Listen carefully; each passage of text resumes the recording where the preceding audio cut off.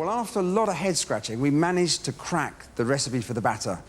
But what you need is one of these, a soda siphon used for making carbonated drinks. We're going to use it to put more bubbles in the batter. So, to make the batter recipe, in here, I've got flour and rice flour.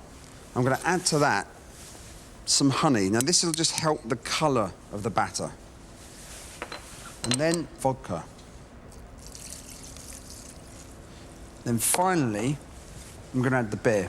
It's important to open this last minute because we want to keep as much gas in here as possible. It's going to make the batter even lighter. Mix everything together. Again, it's important to keep the bubbles. Don't be too worried if you've got some lumps still in here. If anything, that's actually going to make for a more interesting texture. Now I need to fill the siphon. Okay, you can see these lumps going in. Those lumps are going to give us really wonderful little nuggets of crisp batter.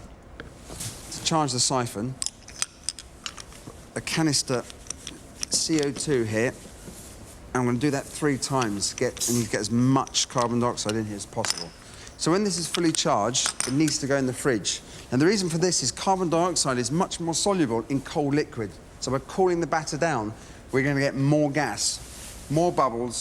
That'll make for a crisper, lighter batter. So now to our chips. This is the 3rd and final stage for our chips. After the second drying in the fridge, they need to be fried one more time. Now these have been in here for 3 minutes at 190 degrees centigrade. Another 4 or 5 minutes and they'll be ready. Onto the fish. I've got in here a pan of oil. I've used a pan, not a fryer, for 2 reasons. One, because of the size of it, but secondly, and more importantly, we need to cook this batter really quickly. Most fryers are not very accurate and reliable at higher temperatures, so I've got a probe. It's very important to make sure you know the temperature. We're looking for 220. I'm using the probe to make sure the oil doesn't get too hot. The batter, just empty this out into the bowl. You can see all the bubbles.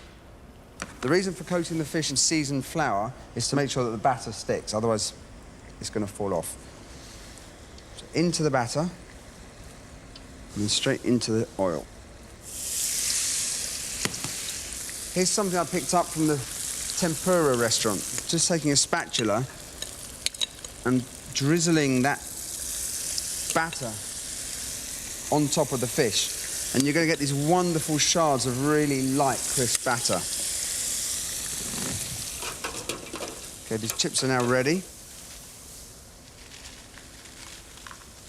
This batter is so crispy. It looks fantastic. And the chips. Now, I just want to have a look at the fish.